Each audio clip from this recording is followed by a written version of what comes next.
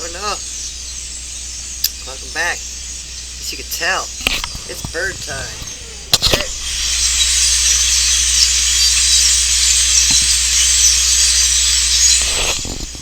Big difference, huh? Big difference. Yuanwu 12, our conclusion.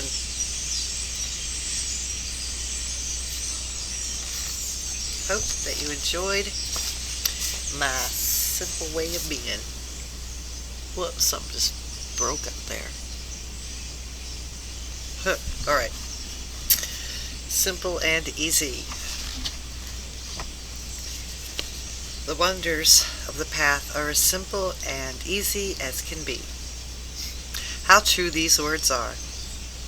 But those who have not reached the source think that the path is extremely abstruse and mysterious. They think that the ultimate reality of the path lies before the empty eon, before the differentiation of the primeval chaos, before heaven and earth were formed. They think of it as something silent and dark and vague, something impossible to fully fathom or investigate or probe, and that only the sages can experience it or know it. Thus they know the words of the sages, but they do not know their meaning. How can we talk to them about this matter? People who think like this are far from realizing that the path is perfect and complete right under everyone's feet, that it is pure and naked in the midst of everyday activities. It encompasses all mental moments and is omnipresent in all places. There is no dark place it does not illuminate, and no time it is not in operation. It's just that people have been running off in the opposite direction for a long time, branching off in aberrant ways, unwilling to believe in their own Buddha nature, always seeking externally. That is why the more they seek, the further away they get from the path. This is why Bodhidharma came from the West and just pointed directly to the human mind. This mind is the unconcerned mind in its normal equilibrium. Its natural potential spontaneously extends forth without constraints and without clinging, without abiding anywhere or getting attached to anything. It shares in the powers of heaven and earth and merges with the light of the sun and the moon. There is no room here to set up arbitrary opinions. You flood out into great comprehension and merge into a state free from conditioned mind and its contrived actions and obsessive concerns. If you set up the slightest trace of dualism between subject and object and self and others, then you are blocked off and obstructed, and you will never penetrate through into it or to it. As the saying goes, the real nature of ignorance is Buddha nature, and the empty body of illusionary transformation is the Buddha's body of reality. If you could witness real nature within the shell of ignorance, then instantaneously the essence underlying ignorance is brought into play. If you can see the body of reality within the shell of the physical body, then instantaneously the essence underlying the empty body is wholly illuminated. The only fear is that you will contrive actions and set up views within the empty body of ignorance. Then you lose contact with the essential reality. Once you have penetrated through to this true essence, and you have discovered that the empty body of ignorance is not separate from it, then none of the myriad forms of being is outside it. When your state is genuine and true, then it is totally inclusive at all times, leaving nothing outside of it, and you can put down your body and mind anywhere. Haven't you seen the ancients say that along with sensory afflictions come the seeds of enlightenment? When you reach this level, observing the reality of physical existence is the same as observing Buddha. The worldly phenomenon and the Buddha Dharma are fused into one single whole. You are completely free and at ease as you eat food and put on clothes. This is great potential and great function. How can you have any more doubts about all the various teaching methods and gestures and acts and states of the Zen masters? When you arrive at these ultimately simple, ultimately easy wonders of the path that are right under your feet, the infinite gates to reality open up and appear before you all at once. Or appear before you all at once. You penetrate through birth and death to liberation, and you attain the supreme wondrous fruit of enlightenment. How could this be hard? What, like it's hard? Don't pass your life in vain, he says in the next section. Ever since ancient times, people with the will for the path have traveled around from region to region, seeking instruction from adept wayfarers. They truly did not let their lives in this world go by in vain. Thus they did their best to put their conditioned minds to rest and pick out teachers who genuinely possessed the enlightened eye. When they encountered such teachers, they put down their baggage and stayed for as long as necessary, relying on these adept teachers to help them complete the work. When we observe the paths they followed, we see that they were real dragons and elephants. Right now, if you have within you the will to proceed toward the great cause, you must put all of your strength into concentrating your focus on it and making your concentration solid and sure. Forget about eating and sleeping. Do not shirk from strenuous efforts. Work hard and endure the pain. If you investigate it with your whole being, after a long time, you will naturally achieve certainty and enter the path. This one great cause has been perfectly complete right within you since the beginning. It has never been lacking in you. It is in you, no different than in any Buddhas and enlightened teachers. You cannot directly experience it as it really is, simply because you give rise to erroneous knowledge and views, impose arbitrary separations, and occupy yourself with emotional attachments and empty falsehoods. If you have planted the basis for a root nature that is quick and sharp, then not a single thought is born, when not a single thought is born, you will suddenly transcend all forms of being and experience perfect realization of your own inherent wondrous nature that is as it is. You will no longer give birth to any ideas of subject and object or self and others. You will empty through in great comprehension. Holy and ordinary are equal. Self and others are thusness. Being a Buddha, you will no longer seek Buddhahood. Being present with mind, you will never again look for mind. Here there is no duality between Buddha and mind.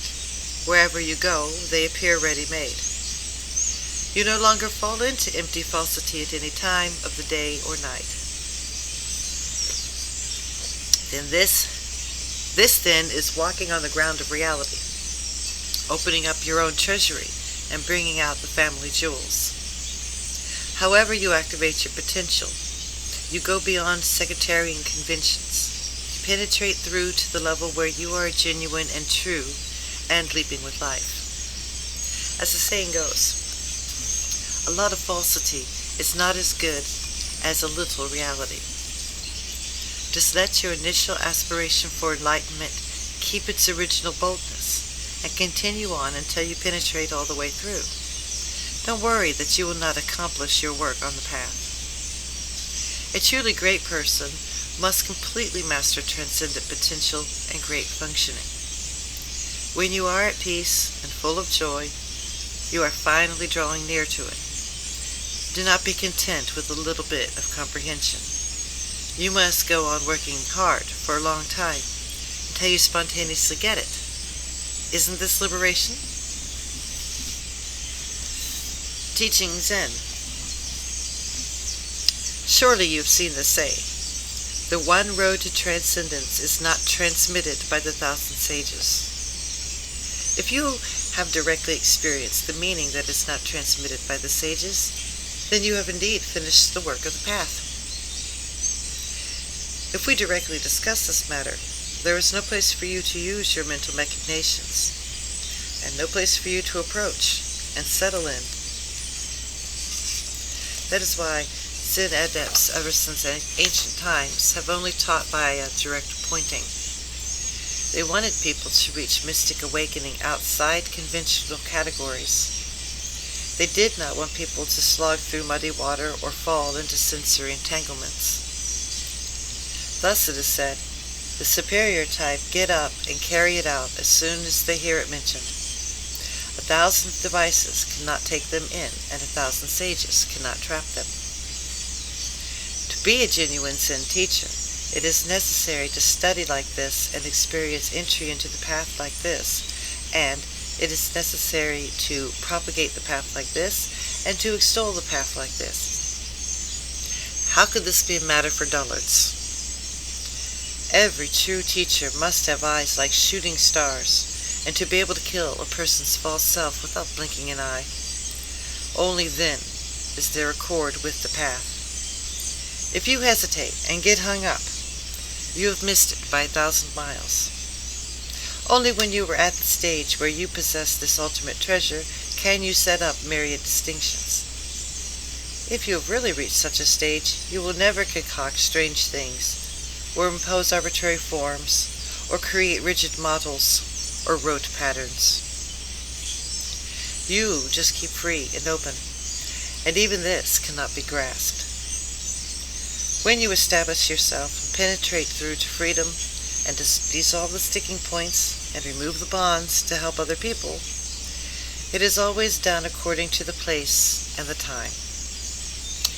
Then she said, "What I see, I want all people to know."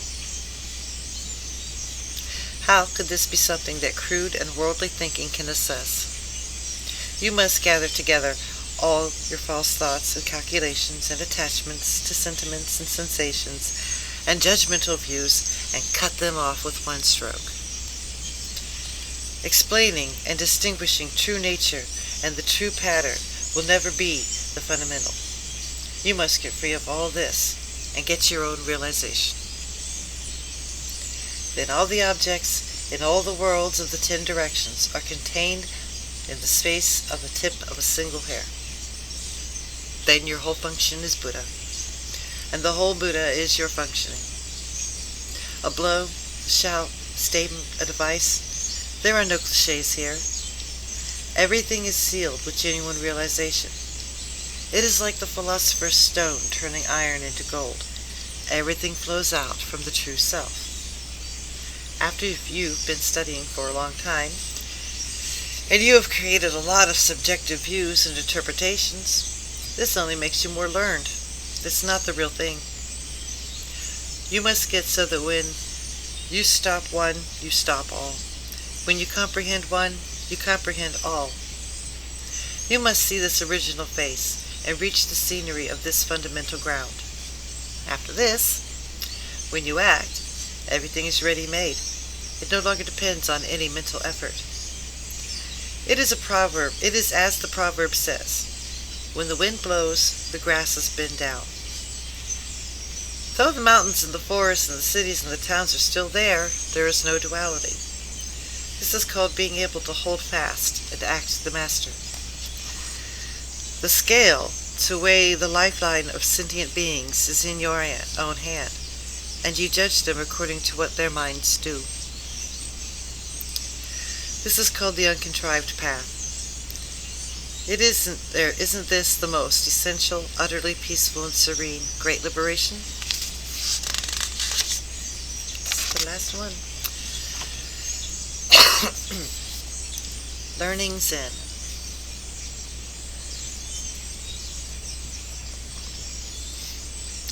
Fundamentally, the path is wordless, and the truth is birthless. Wordless words are used to reveal birthlessness. truth, birthless truth. There is no second thing. As soon as you try to pursue and catch hold of the wordless path and the birthless truth, you've already stumbled past it.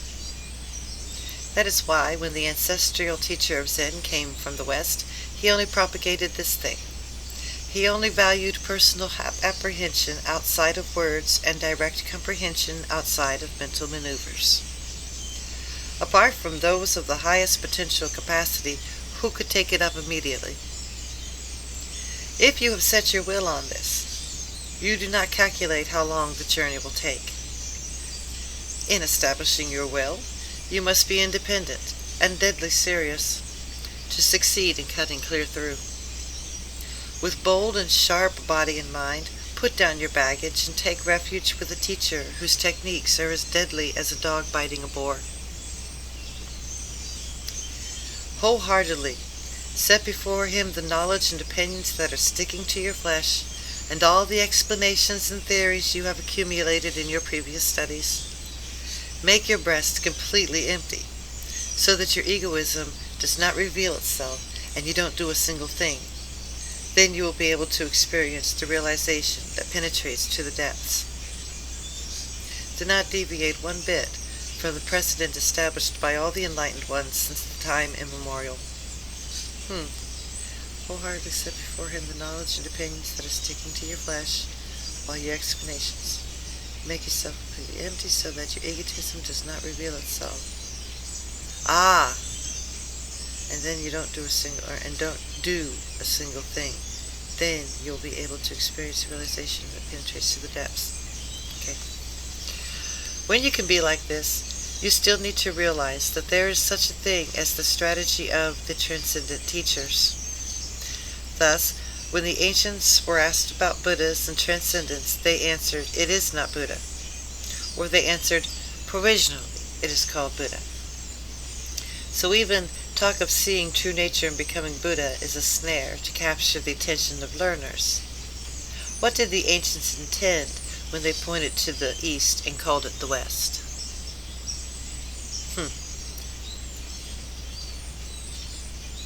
You must achieve... Hold on, I am totally not here anymore. You must achieve intimate, level accord with the truth. Once you are able to sustain this on your own, then you can be totally free. What further talk is there of realizing nirvana and understanding birth and death? These are extraneous words. Even so, this is just me talking like this. You should not take it as an absolute standard. If you are going to avoid the sickness of reifying the concepts of Buddha and enlightened teacher... Whoops, that was a comma, not a period. What further talk is there of realizing nirvana or understanding birth and death? These are extraneous words. Even so, this is just me talking like this. You shouldn't take it as an absolute standard if you're going to avoid the sickness of rarefying and the concepts of Buddha and enlightened teacher. When quality people plan to investigate mind, how can they set a rigid time limit? Just achieve deep faith and constantly go forward. You're sure to walk upon the ground of reality if you renew yourself day by day and strip away your illusions day by day. Step back all the way. And it is this. And it is this. When you reach the point that even this is not established, this is precisely the place to do the work. That's it. That's it. Oh. Well, that was very, very, very, very. And see you when I have another project to begin.